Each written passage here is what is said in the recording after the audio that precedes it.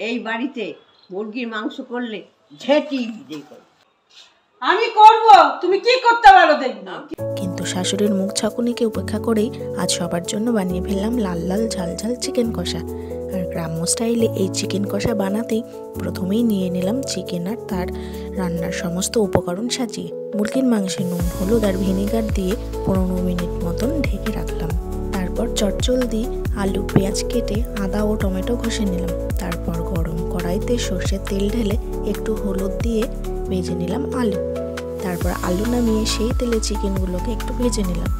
কড়াইতে আবারও তেল দিয়ে গোটা গরম মশলা, 2টো তেজপাতা আর দিয়ে দিলাম জিরে ফোড়ন।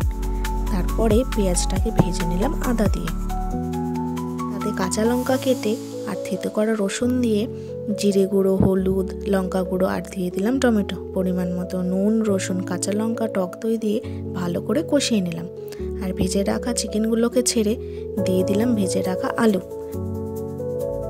আর একটু পরিমাণ মতো জল দিয়ে কষিয়ে নিয়ে গরম মশলা গুঁড়ো আর চিকেন কারি মশলা, ধনেপাতা কুচি দিয়ে নামিয়ে নিলাম আজকে লাল লাল ঝাল ঝাল চিকেন কষা।